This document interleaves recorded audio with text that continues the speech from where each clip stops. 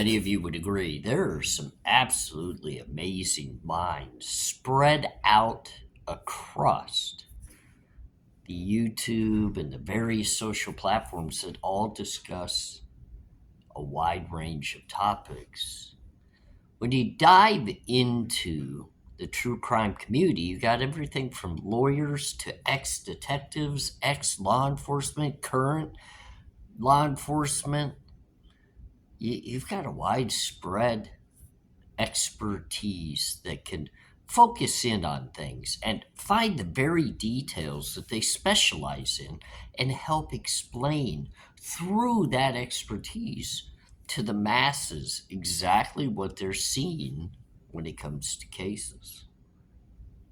I have a little bit different background, a little bit different experiences, and sometimes I withhold from speaking just directly from the knowledge or the background that I have because so many are willing to crumble up that piece of paper, which is kind of like my resume, my background. They crumble it up and they want to throw it in a trash can because they feel as though once a convict, once a criminal, always a criminal, and why should that voice matter?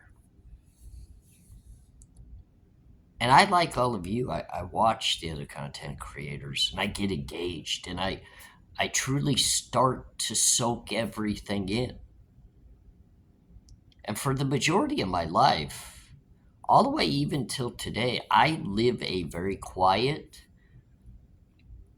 behind the scenes, not really very talkative life. I know many of you see me when I get onto the platform or I get onto panels and I discuss things. I tend to overtalk sometimes.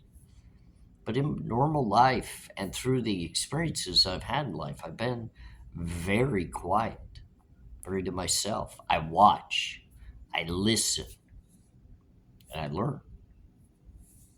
That's what helped me overcome the many different things that I had to endure to get to where I am today, sitting before you, talking about true crime, talking about the Idaho 4 case.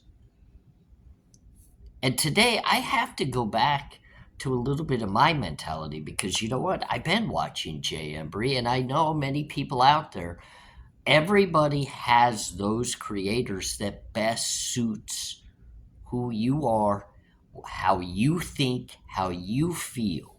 But it's great to have a widespread thinking process based off of many different explanations and thoughts. Let me tell you, I've been watching Jay Embry and it made me click. It made me think, especially his newest video. And it made me realize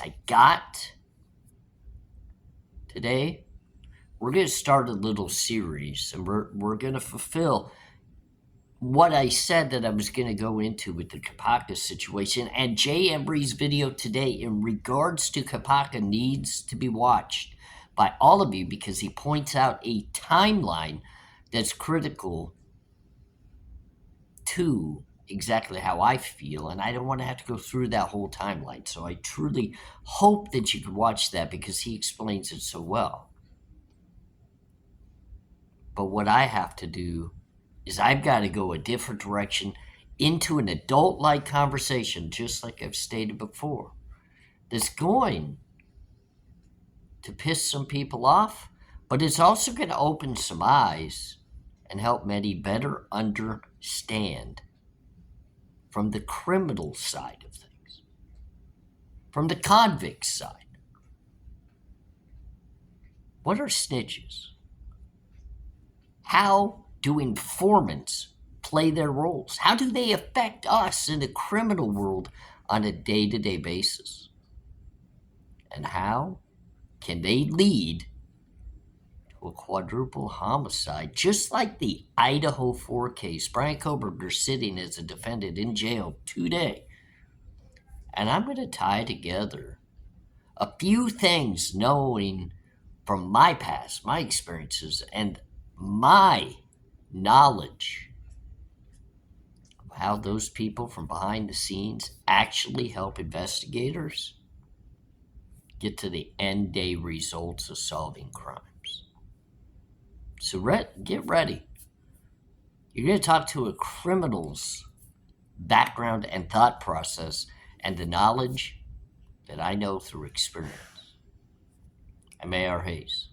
This is Convicts Thoughts. And I look out to all of you to open up your eyes and realize I'm not going to put this together in hopes of putting down investigators or law enforcement or the very people trained to solve cases. I'll tell you what, at the end of the day, the only way that cases legitimately get quickly solved, and there's two routes. Either the person who committed the crime, the criminal, left evidence that implicated themselves, or gave evidence through the time after the crime that led directly to them. Two, somebody told. Somebody gave up little snippets that led to the arrest. I know. People say the forensics, the DNA, the crime scene, the weapons, Ladies and gentlemen, I'm going to tell you right now, the Idaho 4 case, where we sit today, in Moscow, Idaho's investigation with the FBI pulling out, and we're going to explain why the FBI pulled back in a way, all fell into place through various running of mouths. The DNA on the sheath at the crime scene didn't solve the case. Okay? All the investigating tools that they utilized, looking at the Amazon.com orders and everything, that all fell into place after the mouths started running. Snitches and informants in my world are the exact same thing. You ran your mouth based upon something that you knew that was going to affect somebody else and get them hemmed up within a crime. All you did was chirp, chirp, chirp, and most of the time, the only reason why you do it is to get yourself out of some of the trouble that you personally in. I'm going to tell you right now, Pavarotti is on to something with the people that he's been discussing sitting in Latah County Jail, because there's no doubt they've chirped to be able to get off on trafficking charges with probation and very short-term sentences. Those carry life sentences. And the only way that somebody can get those sentences, especially when you have a background, it's called an habitual offender. And they add years upon years for being an habitual offender. It enhances your sentences right off the bat, puts you into a whole new category. So with somebody with a track record like the individuals he's speaking about, those are life sentences. Sure, you can get parole 20 to 25 years down the road. But even in some states, those that I've frequented, you can't even get good time on those types of charges because they're that serious. So somebody with those types of charges to get the sentences means he chirped over something or about someone. Now, you also look at people like Emma Bailey and Demetrius Robinson. There's some chirping going on there, especially considering they're completely out of sight, out of mind at this point in time. And they got themselves out of some charges as well. Ladies and gentlemen, the Idaho 4 case is tragic. Took 4 lives. But I'm going to reiterate exactly what Embry said. Murder charges are not the top of the scale of what is most important to be solved by law enforcement. Okay? Sure, they have homicide units, they have people that investigate cold cases. It's important, but it's not on the level of stopping the cartels and the drug organizations that are moving weight across the country in numbers that are touching so many people's lives. That's where the informants, that's where the snitches, that's where the most work behind the scenes of creating deals to help people. If you tell on this, we'll give you this type of deal and save you this amount of time off your sentence. Every day, deals are being made. Every day.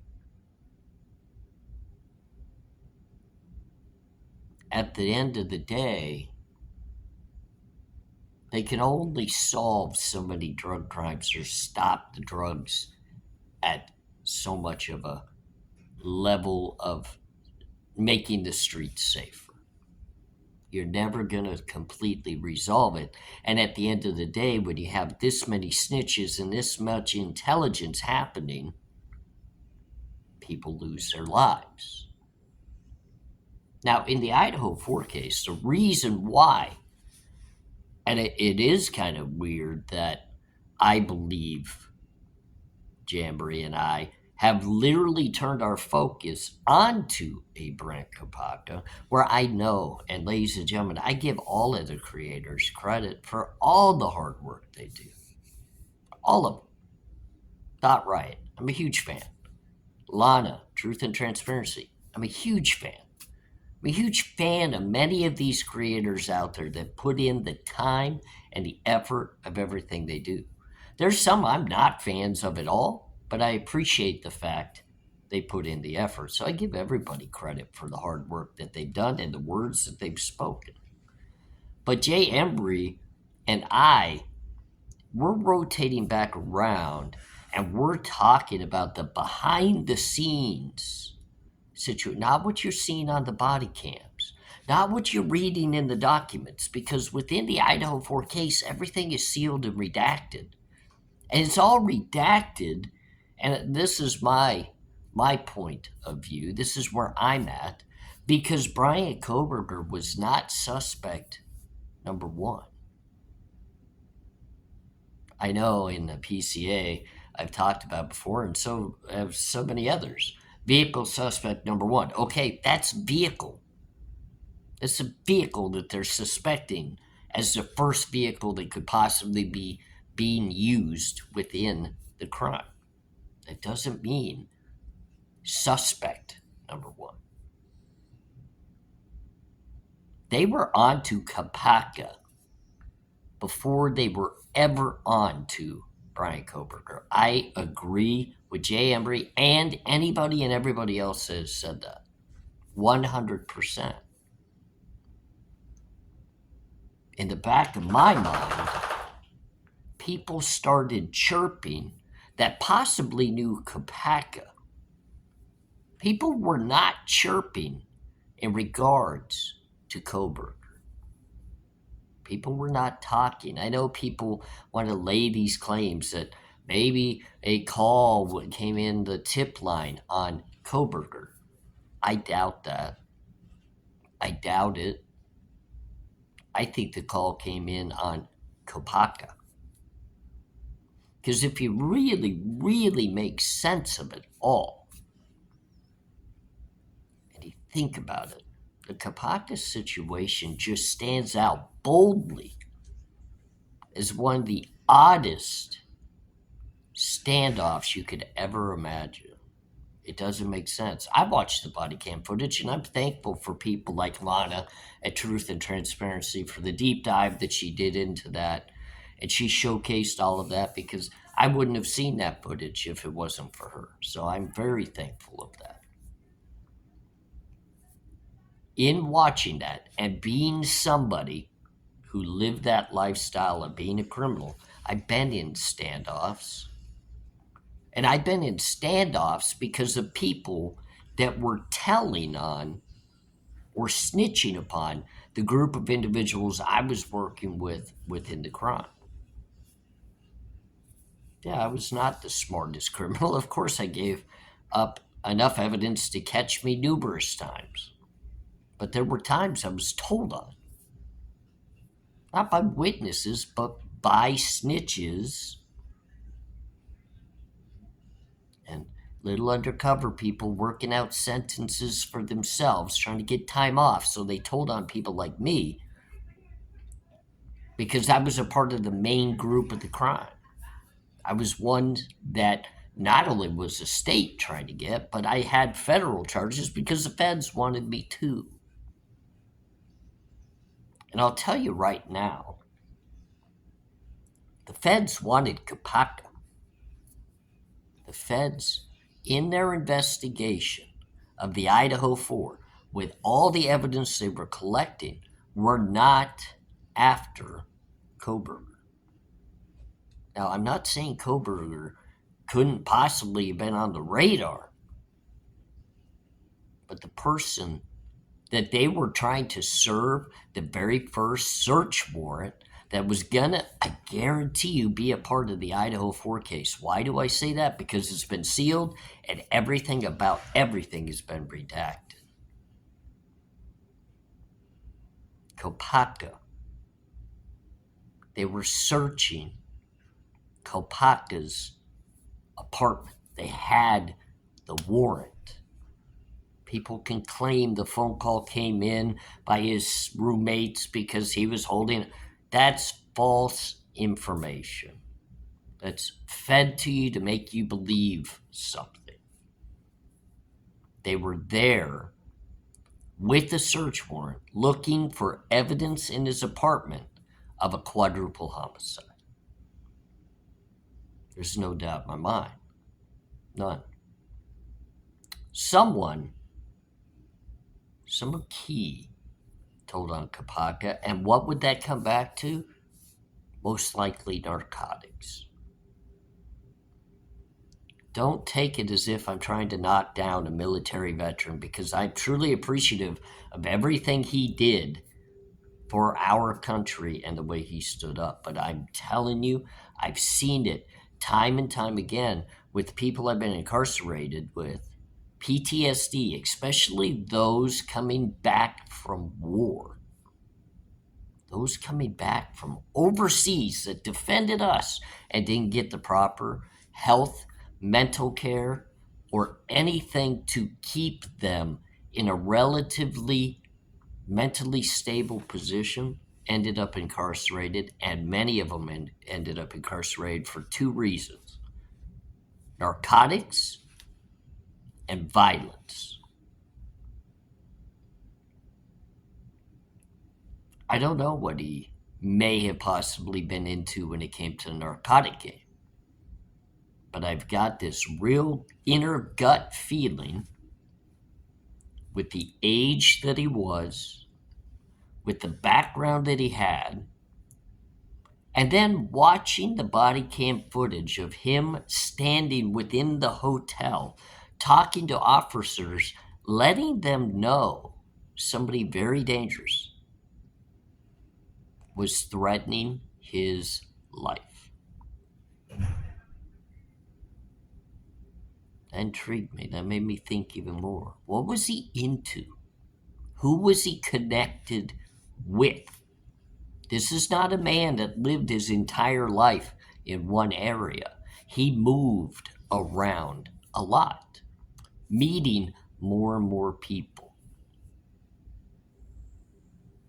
The narcotics game isn't hard to fall into, to be honest with you. Many get involved, and I'll tell you, it's a couple of reasons that lead them to do so. A, of course, financial, but B, because then they get their hands on whatever they personally want to use as well. Builds connections, builds finances. Why do you think so many warrants were put out for banking information. And many just quickly jump to the thought process that's got to be for the victims of the home, and it's got to be Brian Kohberger. But they wouldn't redact Kohberger's. And for the victims, they wouldn't redact theirs either. They wouldn't need to. That would all be considered part of the crime if that was the case. Doesn't have to be redacted, it would just be sealed. Kopacka's bank information was being searched. Kopacka's phone records were redacted because they were being searched. The snitches and the informants were talking about Kopacka. And if you really want to piece it together, you realize Brian Kohberger was halfway across the country when the Kopacka situation was going down, and the officers were on to both of them. What's that tell you? As they were investigating Kopacka and they were putting the puzzle pieces together, that's where the federal case would have been the strongest, because it would have involved the narcotics and the potential quadruple homicide.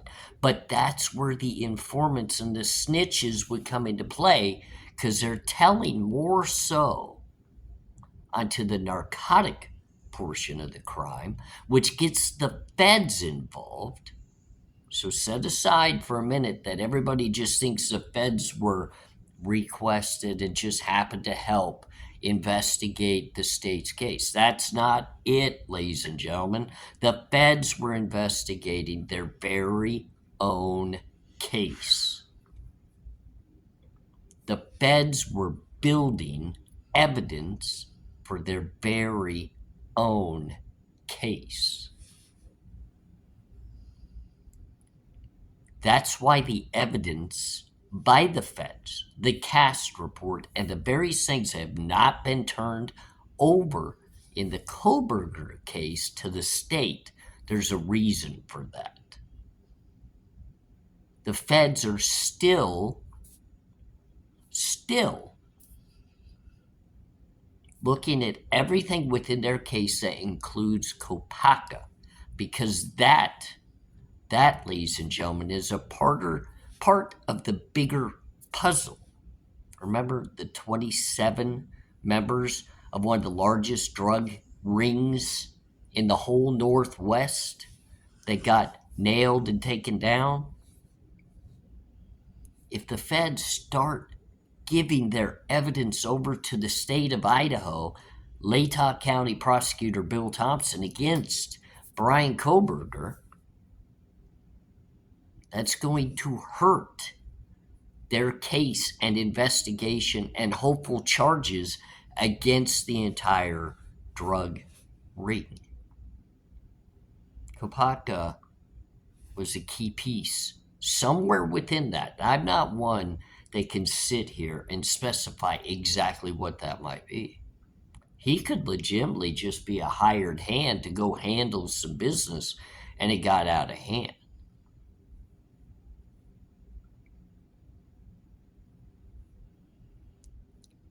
The people that come into play of this case that all surround this scene and surround what's legitimately happening in the bigger picture come from a narcotic background, whether it be transporting, whether it be distribution, whether it be manufacturing, whatever level of it is where this case starts and where this case ends. And there's a lot of players within that game, not only within the victims' families, but even just around the home. Emma, Demetrius, Quinn. There's just a couple names that fall into that. And there's more. There's more. And the whole reason why it's all hush hush and so hidden, just remember the redactions should tell you. That should point right at you. The redactions that are such a major key to this case. The many witnesses that Ann Taylor wants to question that won't open their doors. It all stems to Kopacka. That's why the hush-hushes are happening within the courtroom. That's why Ann Taylor's so frustrated. The main part of the case, the suspect that fits directly into that, is no longer here to be charged or have to defend himself in court. So what's happening right now, based off the snitches and the informants that led through the Kopacka situation, that somehow shows a connection between Kopacka and Brent Kopacka, and the state is trying to put together the pieces. And at the end of the day, the best case they may even possibly have, which they might not have, but they could possibly have, would be just guilt of association and maybe accessory. Maybe that's all they could prove, ladies and gentlemen. Could you imagine the state right now is fighting this entire battle because they want Brent Kopacka to legitimately plea bargain to an accessory charge, which still would carry a life in the penitentiary without parole. And they're pushing everything onto his shoulders and pushing all of this narrative and weight onto Brent Kopacka's shoulders, trying to make him snap and plea bargain. An Alford plea. Whatever that they might be able to get out of him is what they're trying to do, because their main suspect, number one in the Idaho 4 case, is no longer with us. If all you had was a search warrant for the man, Brent Kopacka's apartment, you don't go in there with the SWAT team and the guns ablazing to start. You go knock on his door with an investigative team with the warrant. But I know they're going to claim that he was armed, that it was dangerous to all. We all watched the body cam and it was a joke. It was a joke. It's like they were out having coffee and tea, waiting and just hanging out until finally they just took the shot. I'm sorry, that's my feeling. If you want to really piece together the Idaho 4 and understand exactly why it's going the way it is because the legitimate narcotic angle never goes away. So when somebody says that an informant is protected and has to be hidden and protected for their safety, it's because it involves an organization that's been told on, but not all are off the streets. Because remember, when you take down organizations, people that are like cartels or even affiliative prison gang groups, you don't get them all. You never get them all. And in that drug ring that you took down 20-something of the major kingpins, that wouldn't even be 10% of them. There's far more out there. And when they find out who's telling, it gets handled. I mean, look at the tragedy at 1122 King Road. It's horrific. It's sad. It's devastating. But it happened for a reason. And it wasn't a stalker. It wasn't an incel. This wasn't a passionate I love you type of crime, or I'm sorry I couldn't go on a date with you. I've been screaming this since the very beginning. These types of people, the drug rings, the cartels, even people that are told on, snitched on, they're ruthless. They're mean. And they get things done. We're going to talk about it more because it's an extremely important conversation to best understand how it all works. But people need to open their minds and realize just because we want to love our veterans and we want to give them all the praise in the world, I mean, the man earned a Purple Heart. He fought for our country. He deserves all the respect for that. Absolutely. But PTSD is unreal. And people make decisions in life that aren't always the best. And some people are just different than who you truly think they are.